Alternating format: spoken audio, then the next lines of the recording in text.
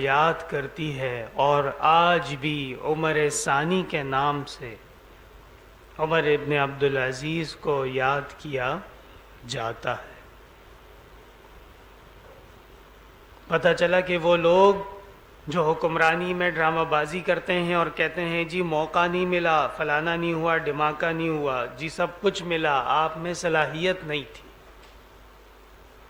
جس کو موقع ملے تو کہاں 1445 سالہ تاریخ اور کہاں 4 سالہ حکومت، لیکن جب انسان اخلاص کے ساتھ اور اللہ کی رضا کے ساتھ محنت کرے تو اللہ تعالیٰ 4 سال نہیں 4 دن کے بھی اس کے عمل میں ایسا اجر ڈال دیتے ہیں کہ آنے والی امت ان کو یاد رکھتی ہے۔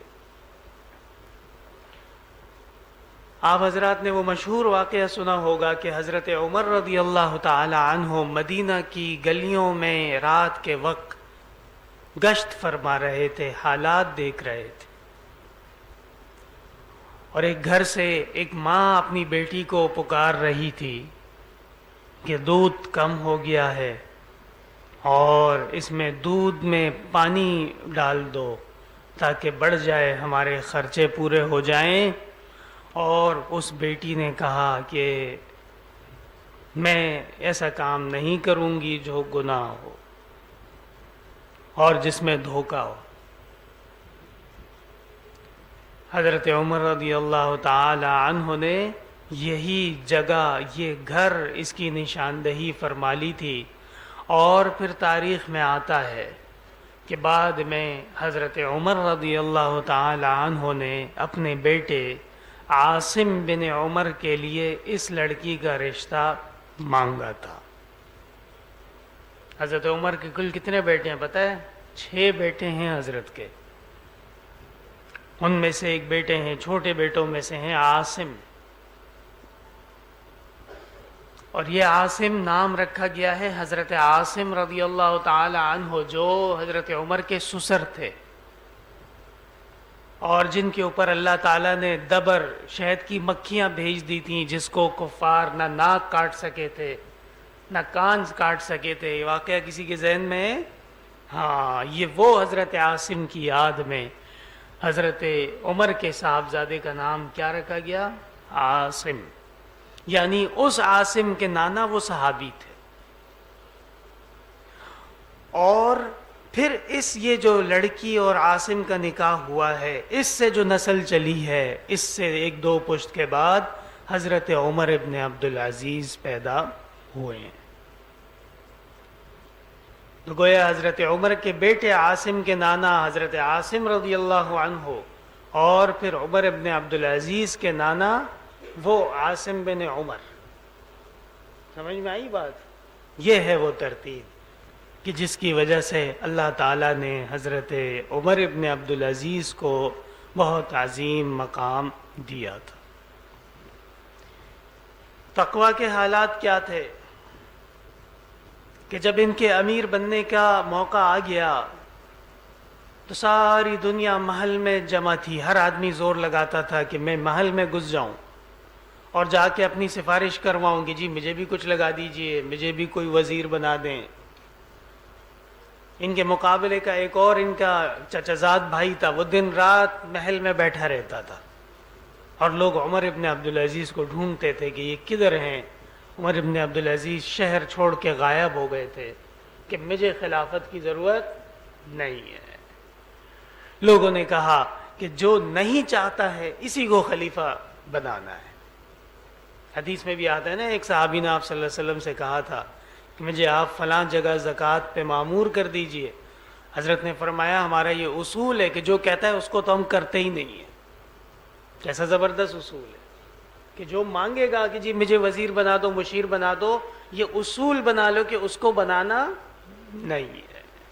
خدا کی قسم اس ایک اصول پہ اگر ہم عمل کر لیں ٹھیک سے تو ہمارے سینکڑوں مسائل حل ہوں گے کہ نہیں ہوں گے؟ بالکل ہوں گے۔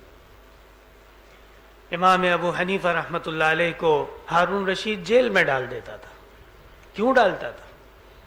کہتا تھا قاضی بنی ہے۔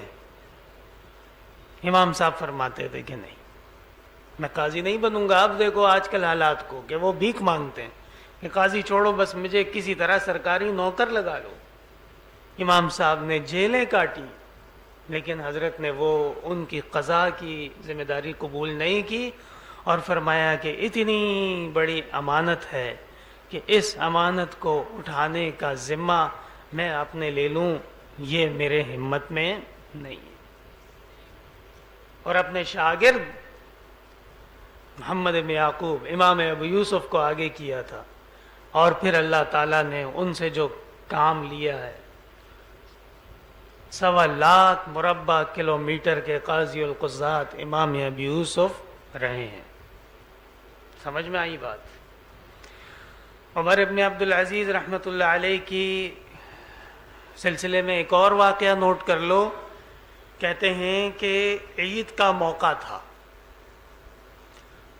اور حضرت کی بیٹیاں تھیں. بیٹیوں نے کہا ابا جان آپ خلیفہ ہیں، امیر المومنین ہیں، عید آ رہی ہے، لوگ آئیں گے، مہمان آئیں گے، ہمارے پاس نئے کپڑے نہیں ہیں، آپ ہمیں نئے کپڑے تو دلا دیجئے. عمر ابن عبدالعزیز نے خازن سے کہا، وزیر خزانہ سے کہا کہ میری جو تنخواہ اگلے مہینے کی ایڈوانس بنتی ہے وہ مجھے دے دیجئے. خازن کا جواب پتہ ہے کیا تھا؟ خازن نے کہا مجھے امیر لکھ کے دے دے کہ امیر آپ اگلے مہینے تک زندہ رہیں گے تو میں آپ کو پیسے ابھی دے دیتا ہوں. عمر ابن عبدالعزیز گھر تشریف لے گئے، بیٹیوں کو جمع کیا اور کہا کہ میری پیاری بیٹیوں، تمہارے جسم پہ نئے کپڑے ہوں اور میرا جسم جہنم کی آگ میں جل رہا ہو، کیا یہ تمہیں منظور ہے؟ یا تمہارے جسم پہ پرانے کپڑے ہوں اور تمہارے ابا کا ضمیر صاف رہے اور اس کے اوپر کوئی ایک حرف نہ ہو؟ بتاؤ کون سا راستہ منظور ہے؟ بیٹیوں نے سب نے کہا کہ ابا جان ہمیں نئے کپڑوں کی کوئی ضرورت نہیں ہے.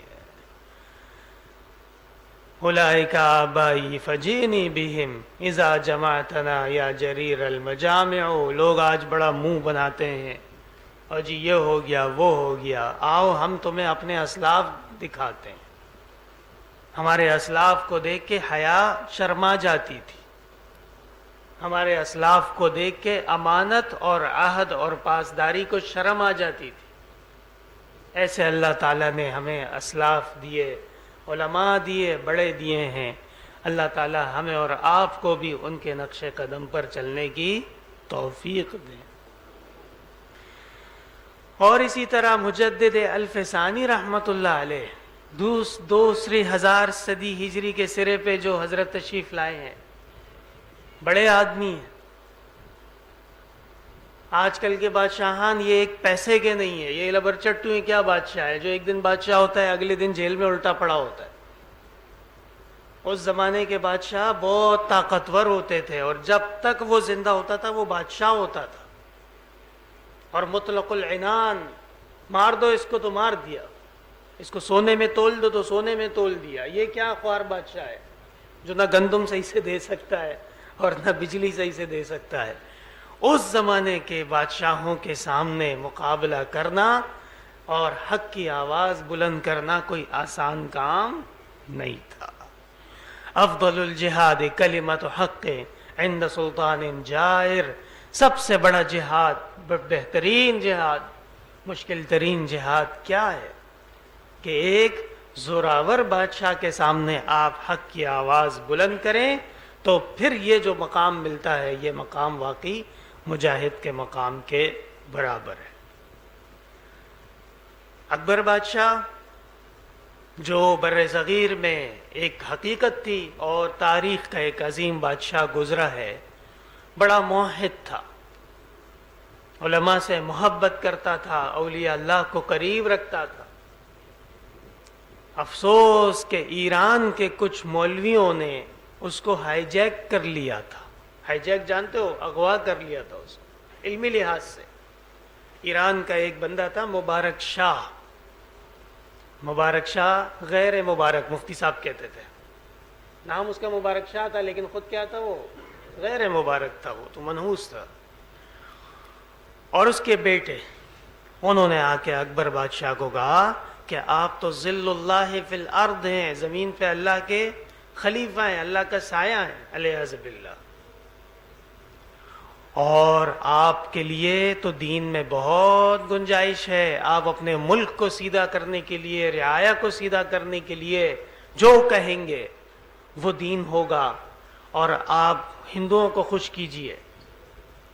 اکبر بادشاہ نے کہا واہ واہ، یہ تو بڑی زبردست بات ہو گئی، چلو جی آج کے بعد گائے کی ذبح پہ پابندی. یا ایھا البشر، ہاں اکبر بادشاہ بھی کبھی فارغ ہوا، سوچا کہ میں بھی وہی بناؤں. اس نے وہی بنائی ہے. کیا وہی بنائی ہے؟ یا ایھا البشر لا تذبحوا البقر فإن تذبحوا البقر فمأواکم السقر. یہ اس نے بکواس شروع کیا کہ انسان گائے کو ذبح نہیں کرنا، اگر گائے کو ذبح کیا تو گائے تمہیں سینگ مارے گی، تم سیدھا جہنم پہنچ جاؤ گے. یہ ان کا عقیدہ ہے، پتہ ہے آپ کو. چلو اب یہ بھی سن لو جب بات آ گئی ہے کہ یہ جو ہندوستان کے جتنے ہندو ہیں ان کا جو بڑا گزرا ہے، ہندوؤں کا جو امام گزرا ہے اس کا نام تھا رام چندر. نام سنا ہے؟ ہاں، ہندوؤں میں نام آج بھی ہوتا ہے رام چندر. رام چندر ایک لڑکی پہ عاشق ہو گیا تھا، اس کا نام تھا سیتا. کیا نام تھا؟ سیتا. اور جی رام چندر بیچارہ خوار ذلیل، کبھی ادھر کبھی ادھر. وہ سیتا وہ بات ہی نہیں سنتی تھی اس کی. اور خدے بپخپل فضل راگیر کی اور زما پمینا باندھ دے جانان رضا کے دل گران دی.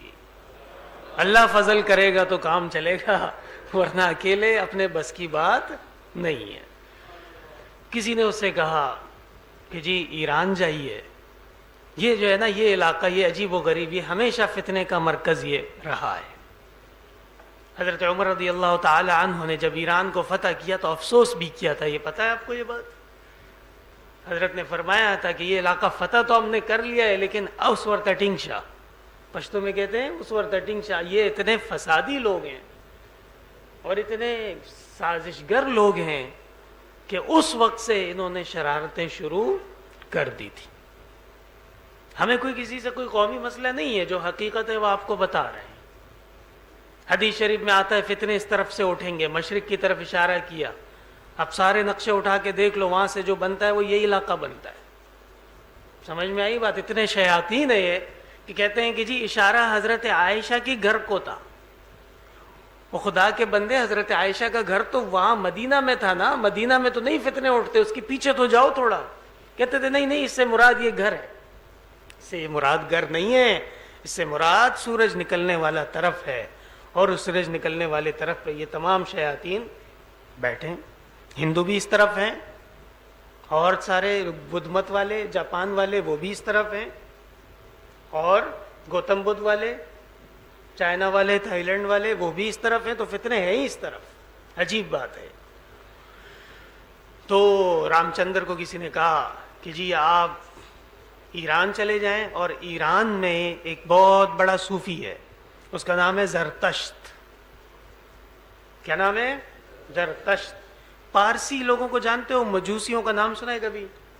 یہ کراچی کے علاقے میں بھی کچھ تھے، یہاں پہ اب ختم ہو گئے شکر ہے. تو وہ زرتش کو اپنا بڑا مانتے ہیں، علیہ باللہ اپنا پیغمبر مانتے ہیں. رام چندر پہنچ گیا. کدھر پہنچ گیا؟ زرتش کی خدمت میں. زرتش سے کہا جی بڑا پریشان ہوں، اور سیتا سے شادی کرنی ہے، اور سیتا جو ہے اس پہ دم میرا اثر ہی نہیں کرتا، آپ ذرا کوئی خاص قسم کا دم کر دیجئے. زرتش کے پاس کتابیں تھیں، کچھ پرانی تعلیمات ادھر ادھر سے کچھ ملا ملو کے اس نے ایک مربع بنایا تھا، اسے کہتا تھا وہ دستور. کتاب کا نام کیا تھا؟ دستور. وہ دستور اس نے رام چندر کو پڑھا دیا، اور اس دستور کے اندر یہ بات لکھی تھی کہ دنیا اور کائنات جو چل رہی ہے یہ تمام کائنات ایک بیل کے سینگ کے اوپر ہے.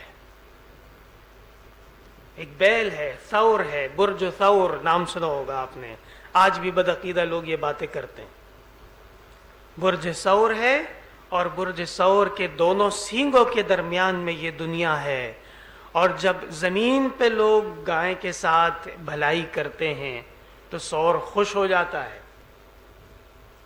خوش ہو جاتا ہے تو بارش ہو جاتی ہے، فصل آ جاتی ہے، زبردست موسم ہو جاتا ہے۔ اور زمین پہ جب تم گائے کو تنگ کرو گے تو برج ثور غصہ ہو جائے گا، زلزلے آ جائیں گے، سیلاب آ جائیں گے، طوفان آ جائیں گے، دنیا تباہ و برباد ہو جائے گی۔ اور رام چندر سے سیتا میتا تو رہ گئی، یہ تماشا شروع ہو گیا کہ برج ثور ہے، گائے ہے اور سینگ ہے، اور گائے کو خوش کرنا ضروری ہے، اور اگر گائے کو خوش کرنا نہیں کیا تو پھر تمہاری خیر نہیں۔ یہ ہے وہ عقیدہ جس کی وجہ سے آج گائے ہندو کی ماں بھی بنی ہوئی ہے، ہندو اس کا پیشاب بھی پیتا ہے۔ اور آپ کو ایک عجیب بات بتاؤں، میں نے اپنی آنکھوں سے اس کے گوبر کا ٹوتھ پیسٹ بکتے ہوئے دیکھا ہے۔ یہ ہندو جب بہت جوش میں آ جاتے ہیں نا تو یہ کیا کرتے ہیں، دغوا غل باندھے خلب انسیبیا، شرم تم کو مگر نہیں آتی، جب اللہ اور رسول کی تعلیمات سے دور رہو گے تو پھر یہ تو تم میں، یہ گند بلا تو تم میں رہے گی نا۔ یہ بہت غلیظ قوم ہے، گندی قوم ہے، اور ان میں جو بڑا بھگوان ہوتا ہے، جو بڑا ہندو ہوتا ہے نا، اس کی حرکتیں اتنی حیوانی قسم کی ہوتی ہیں کہ ہندوستان کے ایک صدر گزرا ہے، غالباً ایڈوانی کہلاتا تھا، اس سے کسی نے پوچھا کہ جی آپ بڑے فٹ ہیں اور بڑی لمبی آپ کی زندگی ہے، فلانا ہے، ڈماکہ ہے، تو آپ کی راز کی بات کیا ہے؟ اس ظالم نے کیا جواب دیا پتہ ہے؟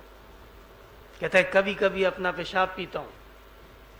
یہ ہے ان ظالموں کی حرکت ہے، اس لیے جو ہے وہ میرا اندر طبیعت بھی صحیح ہے، فلانا ہے، یہ ہے وہ ہے۔ فلا حول ولا قوت الا باللہ العلی العظیم۔ اللہ تعالیٰ کا لاکھ لاکھ حمد و ثنا، فضل اور شکر ہے کہ اللہ نے ہمیں اور آپ کو ایمان نصیب کیا ہے، اور پھر طہارت نصیب کی ہے، جناب محمد الرسول اللہ صلی اللہ علیہ وسلم کی امت کا فرد بنا دیا ہے۔ خدا کی قسم تمام زندگی سجدے میں رہو تو بھی اس احسان کا شکر ادا کر سکتے نہیں ہیں۔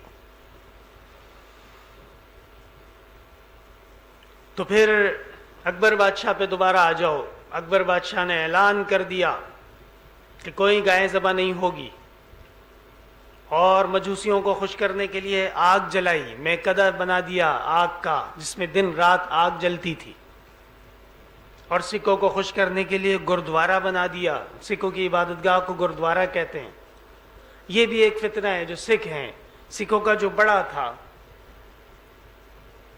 وہ خواجہ فرید گن شکر رحمۃ اللہ علیہ کا ساتھی تھا طالب علم میں، پتہ ہے آپ کو بات؟ اس کا میں نام بھول رہا ہوں، سکھوں کے بڑے کا کیا نام ہے؟ گرو نانک۔ یہ جو تھا یہ صوفی طالب علم تھا، لیکن نیت صحیح نہیں تھی ظالم کی۔ بولتا تھا میں ہندوؤں کو ہندو بن کے مسلمان کروں گا، باقاعدہ تاریخ ہے اس کی، آپ چاہیں حضرت والد صاحب کے بیانات میں آپ کو دے دوں گا، وہ سن لیجئے گا۔ اور حضرت بابا فرید رحمۃ اللہ علیہ ان کو کہتے تھے کہ یہ تیرے بس کی بات نہیں ہے، اپنا ایمان بچاؤ، پہلے اپنے آپ کو سیدھا مسلمان کرو، اس کے بعد باقی چیزوں کو دیکھیں گے۔ وہ بولتا تھا نہیں، میں ہندو بنوں گا اور ہندو بن کے ان ساروں کو سیدھا کروں گا۔ تو اردو میں کہتے ہیں کوا چلا ہنس کی چال، اپنی چال بھی بھول گیا، کسی اور کے راستے پہ چل پڑا، تو نہ وہ ہندو تھا نہ وہ مسلمان تھا، ایک تیسرا تماشا بن گیا اس سے، اسے کہتے ہیں سکھ۔ اور ان میں عجیب و غریب قسم کی چیزیں، مثال کے طور پہ جب یہ اپنے گردوارے میں جاتے ہیں تو یہ ہاتھ پاؤں دھوتے ہیں، یہ وضو کی بگڑی ہوئی شکل ہے، سمجھ میں آئی بات؟ اور وہ بڑی بڑی پگڑی باندھتے ہیں، یہ پگڑی یہ ان کو فیضان مدینہ سے ملی ہے، ہم تو ایسی پگڑی نہیں باندھتے نا، لال نیلی پیلی گلابی اور جامنی، تو اور وہ آپ اٹھا کے دیکھ لو، ان کی شکل دیکھ لو، ان کی قریب قریب ہے، کیا فرق ہے؟ مفتی صاحب رحمۃ اللہ علیہ فرماتے تھے یہ ہندوؤں کی بدعتی ہیں، یہ ہمارے بدعتی، سمجھ میں آئی بات؟ تو اس قسم کی بات ہوتی ہے۔ تو اکبر بادشاہ کی کابینہ میں ایک مولوی صاحب تھے، اس کا نام تھا سید فیضی. یہ مبارک شاہ کا بیٹا تھا، لیکن دا غضب کا عالم. اس نے قرآن کریم کی تفسیر لکھی ہے بغیر نقط کے. میں آپ کو چیلنج کرتا ہوں، ایک جملہ بغیر نقطے کے لکھ کے دکھاؤ. قرآن کی پوری تفسیر سواطع الالحام کے نام سے ہمارے کتب خانے میں موجود ہے. الف لام میم الحمدللہ سے لے کے سورہ ناس تک تفسیر ہے، لیکن اس میں کوئی نقطہ نہیں. اس سے اندازہ لگاؤ اس کے علم کا کیا حد تھی اور کتنی عظیم اس کی ڈکشنری تھی کہ ہر حرف کا اس نے متبادل ڈھونڈا تھا جس میں نقطہ نہیں. سمجھ میں آئی بات؟ ہاں. وَمَاءٌ لَا سَاحِلَ لَهُ. دیکھو اس جملے میں نقطہ نہیں ہے. کہا واہ کیسا پانی ہے جس کا کوئی ساحل نہیں.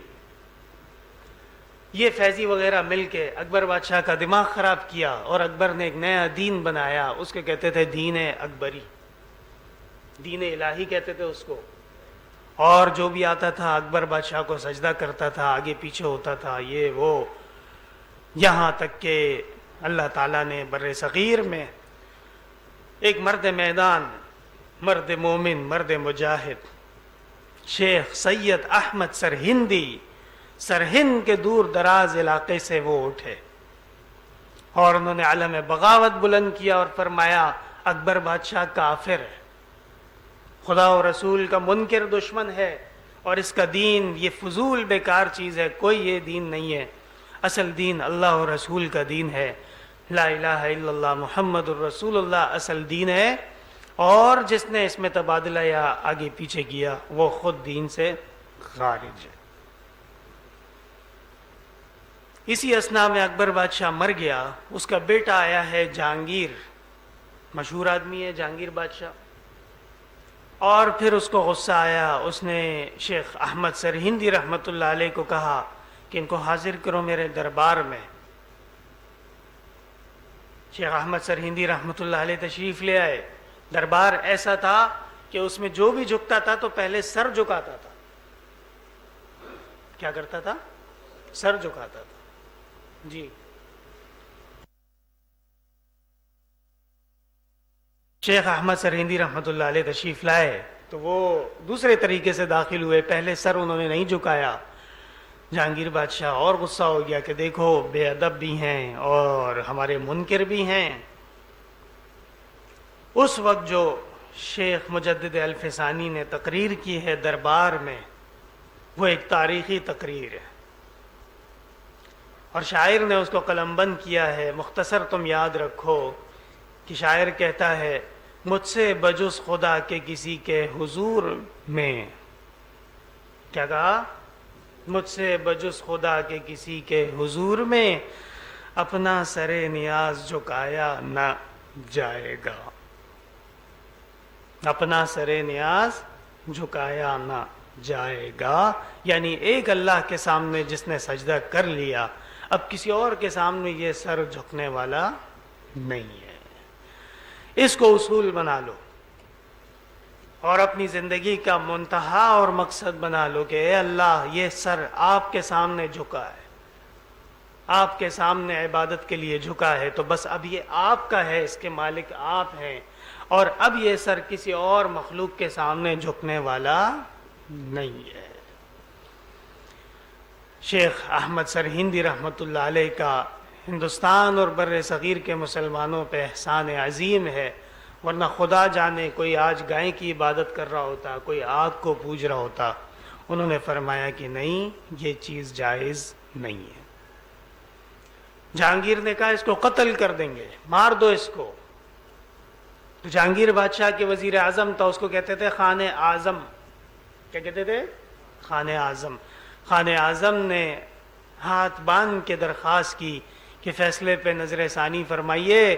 بادشاہ سلامت اگر اس کو مار دیا، قتل کر دیا، تو میں سمجھتا ہوں کہ پھر آپ کی بادشاہت باقی نہیں رہے گی.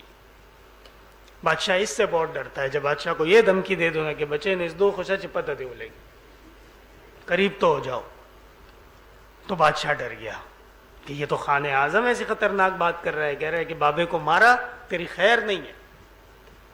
اس نے کہا آپ اجازت دیجئے، ان کو ہم نظر بند کر دیتے ہیں۔ کیا کر دیتے ہیں؟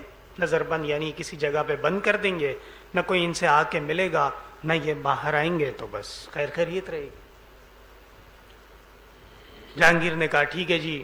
شیخ مجدد الفسانی رحمۃ اللہ علیہ کو گوالیار ایک علاقہ ہے ہندوستان کے اندر، گوالیار کے قلعے میں لے جا کے بند کر دیا، اور مسلمانوں میں یہ بات مشہور ہو گئی کہ جی جہانگیر نے بھی شرارت شروع کر دی ہے، اور مجدد الفسانی رحمۃ اللہ علیہ کو کدھر قید کر دیا ہے؟ گوالیار کے قلعے میں۔ پشاور کا گورنر حضرت کا مرید تھا، اس نے عالم بغاوت بلند کیا، میں نہیں مانتا جہانگیر کو۔ ایسے غیرتی مرید ہوتے تھے، ایسے آج کل کے زمانے کے بے غیرت مرید نہیں، یہ دیکھ رہے پیر صاحب مشکل میں تو گلی سے ہی واپس بھاگ جاتے ہیں کہ نکلو زان اوبا سدلتنا۔ ایسا نہیں ہوتا تھا۔ بنگال کا گورنر خان خانان کہلاتا تھا، خان خانان نے بھی کہا میں بھی حضرت کا مرید ہوں اور میں جہانگیر بادشاہ سے بغاوت کرتا ہوں۔ کتنے گورنر ہو گئے؟ 2۔ نمبر 1 پشاور والا گیا، دوسرا بنگال والا بھی گیا، نمبر 3 پنجاب کا جو گورنر تھا وہ بھی مسلمان تھا اور حضرت کا قریبی معتقد تھا، اس نے بھی علم بغاوت لاہور سے بلند کیا کہ میں نہیں مانتا جہانگیر کو۔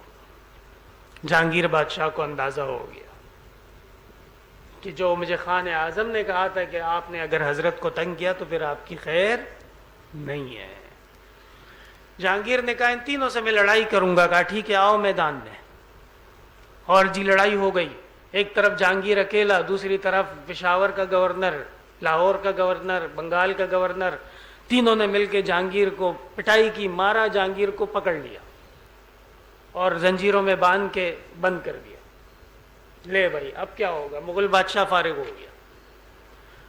حضرت کو پتہ چلا، مجدد الفسانی رحمۃ اللہ علیہ کو، حضرت ناراض ہوئے، غصہ ہو گئے، تمہیں کس نے اجازت دی تھی کہ تم بادشاہ کی سیٹ کے اوپر قبضہ کرو؟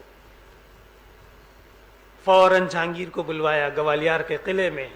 جہانگیر نے آ کے شیخ احمد سرہندی رحمۃ اللہ علیہ سے معافی مانگی کہ حضرت مجھ سے بہت بڑی غلطی ہو گئی اور آئندہ میں اس قسم کے معاملات سے باز رہوں گا۔ شیخ احمد سرہندی رحمۃ اللہ علیہ نے فرمایا تیری بادشاہت تجھے مبارک ہو، یہ ہمارا کام نہیں ہے، میرا کام دین کی حفاظت ہے، وہ میں کروں گا، اور تمہاری بادشاہت واپس میں تمہیں دے رہا ہوں۔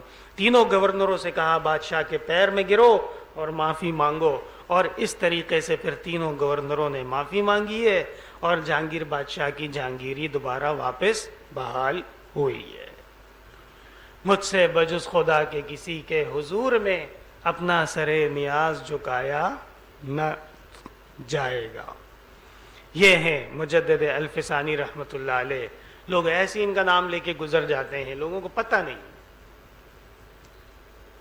تو بات چل رہی تھی مجدد سے، ان اللہ تعالی یبعث فی هذه الامة على رأس كل 100 سنة من یجدد لها دینها۔ اللہ تعالیٰ اس امت میں ہر 100 سال کے بعد ایسا انسان، ایسا شخص بھیج دیتے ہیں جو آتا ہے اور دین کی تعلیمات کو ٹھیک کر دیتا ہے۔ اتنے بڑے دعوے تو ہم نہیں کر سکتے، لیکن جن لوگوں نے قریب سے دیکھا ہے حضرت والد صاحب رحمۃ اللہ علیہ کو، وہ بھی آپ کو اس بات کی گواہی دیں گے کہ جہاں خلاف سنت ہو رہا ہوتا تھا حضرت ببانگ دہل کہہ دیتے تھے، جہاں دین اور اسلام کے خلاف کام ہو رہا ہوتا تھا حضرت ببانگ دہل کہہ دیتے تھے، اور بڑے بڑے پریشر حضرت نے برداشت کی ہے۔ ایک مر گیا آدمی اور اس کے مرنے کے بعد لوگوں نے اس کو کہا کہ جی یہ تو جنت کا ٹھیکیدار ہے اور یہ تو بہت زبردست آدمی ہے، ایمبولینس والا اے ڈی اینڈ کمپنی جانتے ہو نا، حالانکہ وہ بڑی عجیب عجیب باتیں کرتا تھا، وہ آج بھی موجود ہے انٹرنیٹ کے اوپر، آپ اٹھا کے دیکھ لو۔ اس نے اپنے بیٹے سے کہا کہ جو تمہیں لڑکی پسند آ جائے بس اس کو لے لو، گھر آ جاؤ، مولوی کو بیچ میں مت لانا، کہتا ہے۔ یہ اس کا ایمان تھا ظالم، بغیر نکاح، اور بولتا ہے کہ جنت میں ہم کیا کریں گے، ہم تو جہنم میں ایمبولینس چلائیں گے، یہ بھی بولا تھا اس نے، یہ ریکارڈ پہ ہے یہ بات۔ کہ جو جنت میں تو امیر لوگ ہوں گے، میں کدھر جاؤں گا؟ الیاذ باللہ واستغفر اللہ، میں جہنم میں ایمبولینس چلاؤں گا۔ اور نیشنل اسٹیڈیم میں پورا پاکستان اس کے جنازے کے آگے پیچھے ہو رہا تھا، اور یہاں حضرت نے فرمایا کہ یہ حرامیوں کا دادا ہے، ولد الحرام۔ وہ جگہ جگہ جھولے لگے ہوئے دیکھیں تم لوگوں نے، وہ کیوں ہیں جھولے؟ کہ غلط کام کرو اور جو نتیجہ آ جائے اس کو یہاں پہ رکھ دو لا کے، تاکہ ہم بعد میں اس کو بیچیں، پھر گردہ بیچیں، آنکھ بیچیں، اس کی دل بیچیں۔ تو حضرت نے کہہ دیا کہ یہ تو وہ آدمی ہے جس نے پوری کراچی میں جھولے رکھے ہوئے ہیں، اس سے پوچھو تو صحیح یہ جھولے کس چکر میں رکھے ہیں۔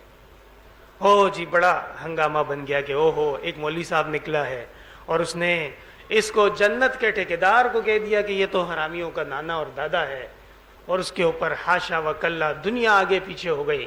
لیکن حضرت والد صاحب رحمۃ اللہ علیہ نے صاف ستھرا فرما دیا کہ جی دین کے خلاف جو بات کرے گا ہم اس کے بارے میں حقیقت بیان کریں گے۔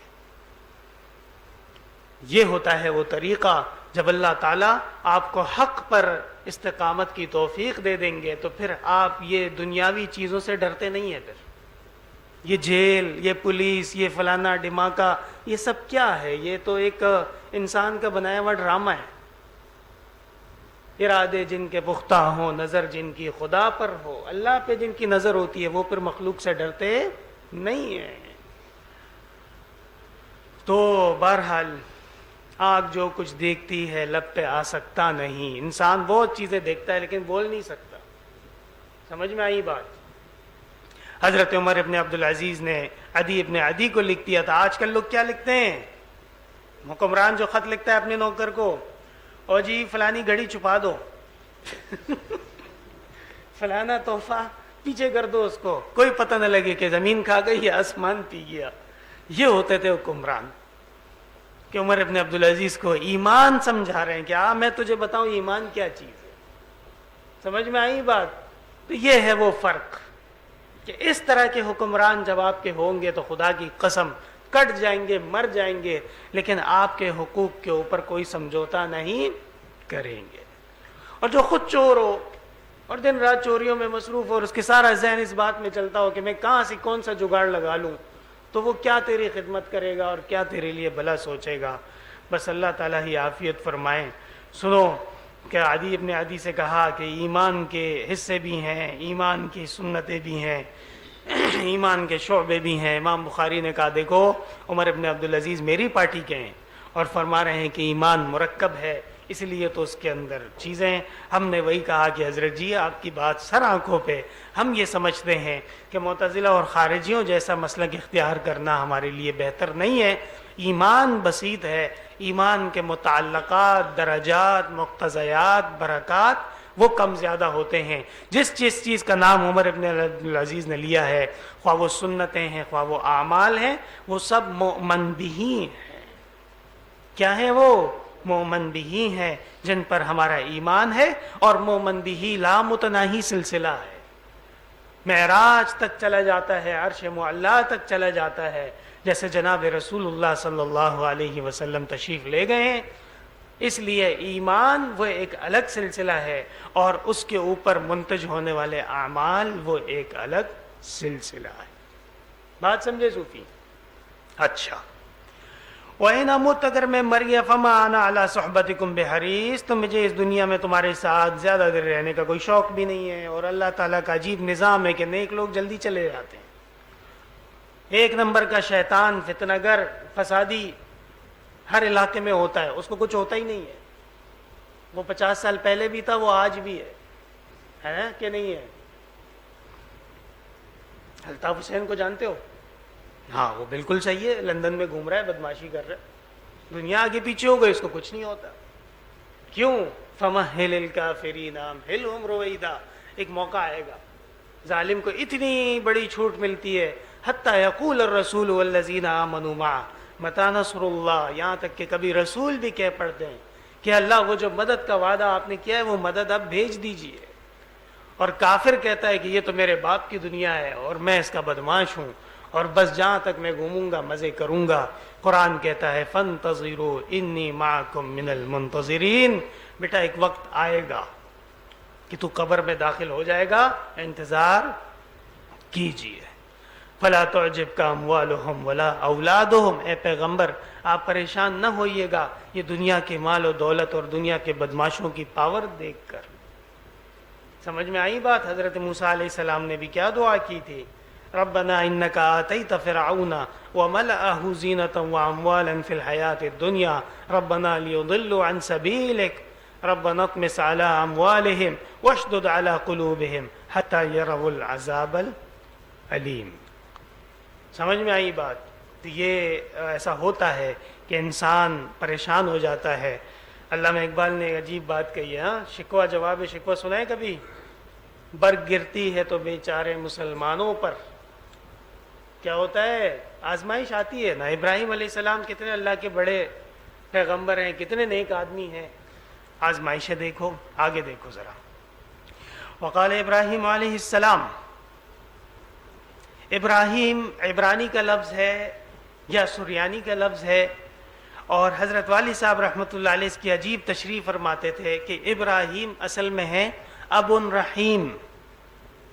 سنا ہے کبھی یہ ترجمہ؟ آج سنو، ابراہیم اصل میں کیا تھا؟ اب رحیم، کیونکہ حضرت ابراہیم علیہ السلام کی آزمائشیں بہت شدید تھی۔ ان ابراہیم کان امۃ قانتا للہ حنیفا، سب سے پہلی آزمائش باپ سے لڑائی، یا ابت لا تعبد الشیطان، اے ابا جان شیطان کی عبادت چھوڑ دیجئے، یا ابت لما تعبد ما لا يسمع ولا يبصر، اے ابا جان یہ آپ جن پتھروں کی عبادت کر رہے ہیں یہ عبادت غلط ہے، یا ابت انی اخاف ان یمسک، اے ابا جان مجھے ڈر لگتا ہے آپ تباہ ہو جائیں گے، اللہ کا عذاب آ جائے گا۔ قال راغب انت عن آلہتی یا ابراہیم، اے ابراہیم میں تمہیں سزا دوں گا۔ انسان سب سے پہلے عمر میں کم ہو، پھر اولاد ہو، بیٹا ہو، اور پھر تمام قوم تمہارے خلاف ہو سمیت باپ کے، اور پھر تم جاؤ اور بات کرو تو پتہ چلتا ہے کہ کتنی مشکل آزمائش ہے، کتنا مشکل سے انسان وہ بات آگے سمجھا پاتا ہے۔ تو اللہ تعالیٰ نے حضرت ابراہیم کو جن امتحانات کے لیے تیار کیا ہے اس میں باپ کی شفقت نہیں تھی، اس لیے حضرت ابراہیم کو اب رحیم، کہ پھر جو حضرت کی اولادیں تھیں وہ کیا زبردست شفقت والی۔ حضرت اسحاق کو دیکھیے، حضرت اسماعیل کو دیکھیے، ایک پیغمبر کے وطن سے ایک پیغمبر کی نسل سے 4000 انبیاء حضرت اسحاق کی نسل سے تشریف لائے ہیں، اور حضرت اسماعیل کی نسل سے ایک محمد رسول اللہ صلی اللہ علیہ وسلم لائے ہیں، لیکن وہ ایک ان 4000 پہ بلکہ سب پہ افضل ہیں، زیادہ۔ سمجھ میں آئی بات؟ حضرت ابراہیم علیہ السلام کب گزرے ہیں؟ فرماتے ہیں کہ جناب رسول اللہ صلی اللہ علیہ وسلم کی بعثت سے ٹھیک 850 سال پہلے حضرت اسماعیل ذبیح بنے۔ کتنا؟ 850 سال پہلے حضرت اسماعیل مکہ میں ذبیح بنے، اور اس کے 40 سال کے بعد حضرت اسحاق بیت المقدس میں ذبیح بنے۔ یہ یاد رکھ لو کہ کوئی مقام قبلہ نہیں بنتا جب تک کہ وہاں پہ اللہ کا رسول بطور ذبیح کے پیش نہ ہو جائے۔ تو حضرت اسماعیل کعبۃ اللہ کے ذبیح ہیں، حضرت شاہ صاحب رحمۃ اللہ علیہ فیض الباری میں فرماتے ہیں، اور حضرت اسحاق 40 سال کے بعد مسجد بیت المقدس، مسجد اقصیٰ کے ذبیح ہیں۔ اس لیے یہ دونوں قبلہ اول اور قبلہ ثانی بنتا ہے کہ جب تک کسی پیغمبر کی قربانی پیش نہ کی جائے اس وقت تک وہ مقام قبلہ بنتا نہیں ہے۔ اور جناب رسول اللہ صلی اللہ علیہ وسلم کی بعثت سے 500 سال کے آس پاس پہلے حضرت عیسیٰ علیہ السلام گزرے ہیں، اور اگر یہ تفصیلات آپ نے دیکھنی ہیں تو 2 کتابیں ہیں، ایک تو ہے تفسیر ماجدی، مولانا عبد الماجد دریابادی کی، تاریخ کے اور مشکل موضوعات کے امام ہیں۔ انگریزی میں بھی ان کی تفسیر بڑی کارآمد ہے۔ اگر آپ سے کوئی انگریزی میں تفسیر پوچھے تو آپ نے ہمیشہ مولانا عبد الماجد دریابادی کی تفسیر جو انگریزی والی ہے وہ ان کو بتانی ہے، اور کسی کی بتاؤ گے وہ گمراہ ہو جائے گا، غلط ہو جائے گا۔ اور دوسری کتاب ہے توقیع الاسلامی، محمود احمد پاشا کی، ترکی کے بڑے عالم گزرے ہیں۔ اردو میں کہتے ہیں اسلامی جنتری توقیع کیلنڈر، اسلامی توقیع الاسلامی محمود احمد پاشا کی۔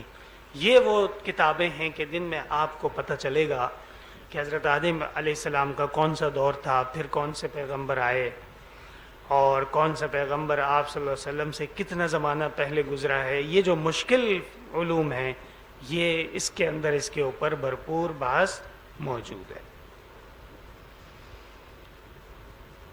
وقال ابراہیم علیہ السلام ولکن لیطمئن قلبی، ابراہیم علیہ السلام نے اللہ سے کہا میرا دل مطمئن ہو جائے۔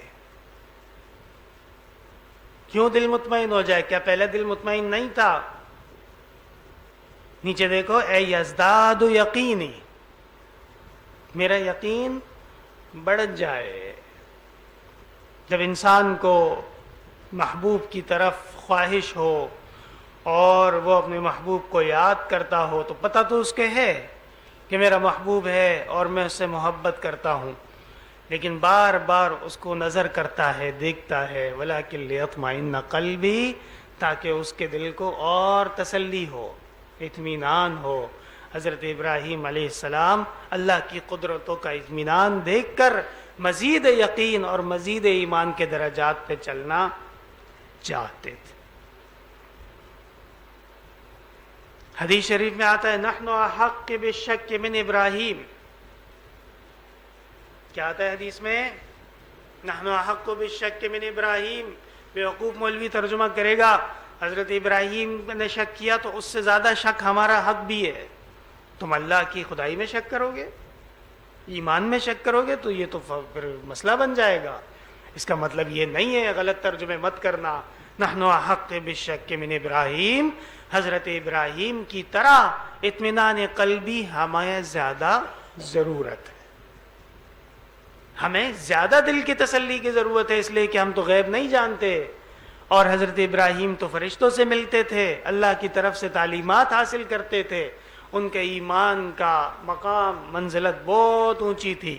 جب انہوں نے فرمایا وَلَكِنْ لِيَطْمَئِنَّ قَلْبِي، تو ہمیں بھی چاہیے کہ ہم بھی اللہ سے دعا کریں کہ اللہ اپنی قدرت کے مناظر اور مظاہر دکھا دیجئے، لِيَطْمَئِنَّ قَلْبِي، تاکہ میرا ایمان مزید مضبوط رہے کہ میں جس دین پہ چل رہا ہوں وہ دین درست ہے، اور اللہ تعالیٰ دن رات اپنی قدرت کے مناظر دکھاتے ہیں۔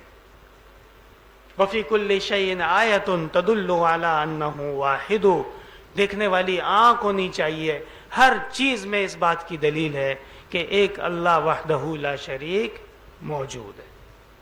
سمجھ میں آ گئی بات؟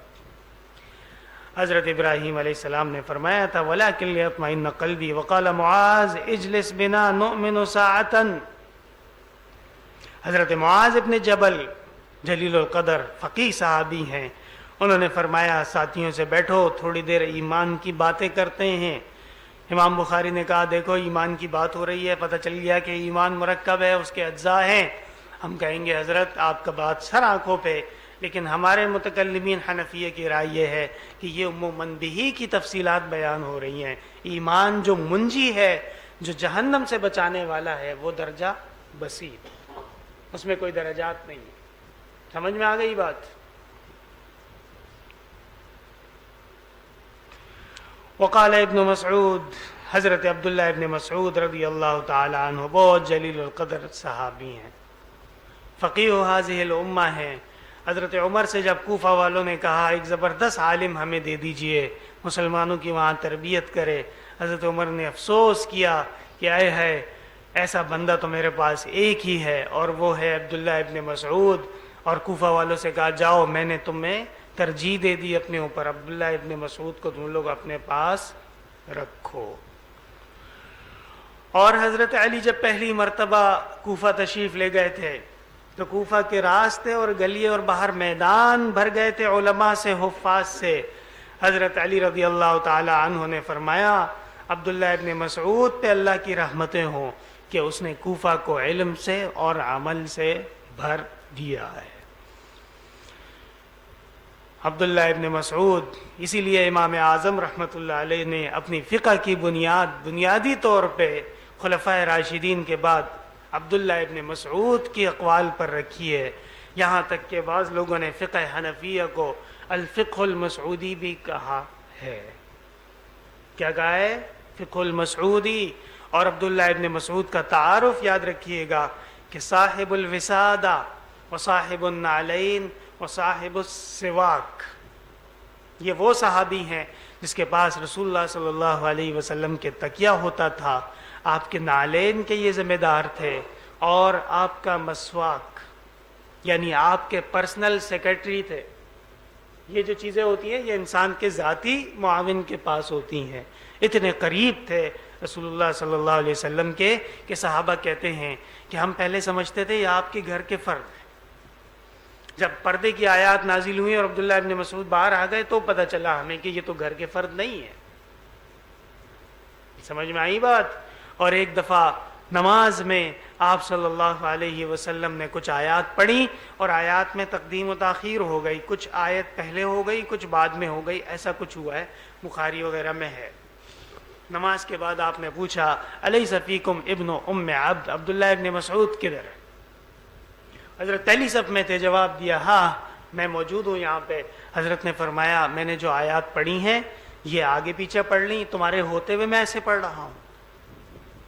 عبداللہ ابن مسعود نے فرمایا حضرت میری کیا مجال کہ میں اللہ کے رسول کے سامنے بات کروں، اور جس طرح آپ نے آیات پڑھی ہم نے کہا یہ ٹھیک ہے۔ اتنا اعتماد تھا آپ صلی اللہ علیہ وسلم کو عبداللہ ابن مسعود رضی اللہ تعالی عنہ پہ۔ جلیل القدر صحابی ہیں، فقیہ ہیں، قاری ہیں، قرآن کے مفسر ہیں اور مجتہد بھی ہیں۔ سمجھ میں آ گئی بات؟ قال ابن مسعود شرعتا و منہاجا سبیلا و سنہ، منہاج چراغ کو بھی کہتے ہیں، راستے کو بھی کہتے ہیں۔ فرمایا اس سے ایک حسین راستہ مراد ہے سنت کا۔ ودعاؤکم یعنی وقال رب، کس طرح ہے وہ، لولا قل ما یعبأ بکم ربی لولا دعاؤکم، اگر تمہاری دعا نہ ہوتی تو تمہارے رب کو تمہاری کوئی پرواہ نہیں تھی۔ اس کا ترجمہ ایمانکم سے کر دیا عبداللہ ابن مسعود نے۔ امام بخاری نے کہا دیکھو عبداللہ ابن مسعود فرما رہے ہیں کہ ایمان کی وجہ سے مسلمان کی بچت ہو جاتی ہے، ورنہ خدا کو تمہاری کوئی پرواہ نہیں۔ اور فرمایا کہ دیکھو دعا یہ تو ایک حصہ ہے ایمان کا، جب بندہ مسلمان ہوتا ہے تو دعا کرتا ہے تو پتہ چل گیا کہ دعا جز ہے اس کا ایمان کا، پتہ چلا کہ ایمان مرکب ہے، ایمان بسیط نہیں ہے۔ متکلمین کی طرف سے حضرت کو کہا گیا کہ جی دعا عام ہے ایمان خاص ہے، آپ الٹا کر رہے ہیں اس کو۔ دعا کہتے ہیں پکارنے کو، دعا کہتے ہیں یاد کرنے کو، دعا کہتے ہیں مانگنے کو، یہ تمام معانی یہ ایمان کے اوپر آتے ہیں۔ اور پھر جب انسان اللہ سے مانگتا ہے ہدایت تو پھر اس کو ایمان نصیب ہو جاتا ہے۔ کیسا گھما دیا؟ سمجھ میں آئی بات؟ امام بخاری نے کہا کہ دعا ایمان کا جز ہے، ہم نے کہا نہیں جی دعا تو عام ہے، اور دعا کی برکات سے تقدیر بدل جاتی ہے دعاؤں کے اثر سے۔ علامہ اقبال کا شعر ہے ہاں، تو یہ ہے تقدیر بدل جاتی ہے دعاؤں کے اثر سے، کہ اللہ تعالیٰ جب بندہ تلاش کرتا ہے حق کو وَوَجَدَكَ ضَالًّا فَهَدَى، تو اللہ تعالیٰ نے ہدایت میں کیا عطا فرما دیا؟ ایمان عطا فرما دیا۔ جیسے ہدایت ایک وسیع مفہوم ہے اسی طرح ایمان بھی ایک وسیع مفہوم ہے۔ وبه قال حدثنا عبید اللہ بن موسیٰ قال اخبرنا حنظلة بن ابی سفیان عن عکرمة بن خالد عن ابن عمر رضی اللہ تعالی عنہ۔ کتاب بدء الوحی میں حضرت عمر رضی اللہ تعالی عنہ سے حدیث لائے تھے، اور یہاں دیکھ لو کتاب الایمان میں پہلی حدیث عبداللہ ابن عمر سے، یہ اتفاق نہیں ہے، یہ امام بخاری کی حسین ترتیب ہے۔ قال قال رسول اللہ صلی اللہ علیہ وسلم بنی الاسلام علی خمس، اسلام کی بنیاد 5 چیزوں پر ہے۔ نمبر 1 شہادت اللہ الہ الا اللہ وان محمد رسول اللہ۔ ہاں وہ مولوی جو کہتا ہے کہ جی لا الہ الا اللہ کلمہ ہے اور محمد رسول اللہ نہیں ہے، آپ اختن لیونے پنچپیریوں کا جو دشمن بنا ہوا ہے، کیا نام ہے اس کا، منیر، ہاں وہی کلمہ نہیں مدا وہی دا سے چل دے واغ سے چل دے استعماز کو خراب دی۔ جواب یہ ہے اس کا، سمجھ میں آئی بات؟ لگا گزارا کا ہوا، پتہ نہیں کیا چیز استعمال کرتا ہے اتنی خطرناک، اس کا دماغ کام ہی نہیں کرتا، عجیب عجیب باتیں کرتا ہے، کہتا ہے کلمہ لا الہ الا اللہ ہے محمد رسول اللہ نہیں ہے، کہتا ہے، سمجھ میں آئی بات؟ تو شہادتین کا کیا بنے گا صوفی جی؟ لا الہ الا اللہ تو نے قرآن سے کر دیا نا، تو شہادتین جو یہ دیکھو حدیث آ گئی، رہا شروع میدان تھا، جواب رہا تھا، یا انکار کر دو محمد رسول اللہ سے یا مانو کہ محمد رسول اللہ کلمہ کا لازمی جز ہے، اور یہ حدیث میں آ گیا اسلام کی بنیاد 5 چیزوں پر، سب سے پہلی چیز اس میں توحید ہے، اور اس کے بعد فرمایا وَإِقَامُ الصَّلَاةِ، نماز کا قائم کرنا، وَإِيتَاءُ الزَّكَاةِ، زکوٰۃ کا قائم کرنا۔ نماز معراج کے موقع پہ فرض ہوئی ہے، اور ہجرت سے 1 سال پہلے یا 2 سال پہلے یہ فرض ہوئی ہے، اور ایتاء الزکاة، زکوٰۃ سن 2 ہجری میں فرض ہوئی ہے، والحج، اور حج سن 9 ہجری میں فرض ہوا ہے، وصوم رمضان، اور رمضان مبارک کے روزے بھی 2 ہجری میں فرض ہوئے ہیں۔ وبہذا القدر نکتفی اليوم، الحمد للہ رب العالمین، لا الہ الا اللہ وحدہ لا شریک لہ، لہ الملک ولہ الحمد وہو علی کل شیء قدیر، وصلی اللہ تعالی علی خیر خلقہ محمد وعلی آلہ واصحابہ اجمعین برحمتہ۔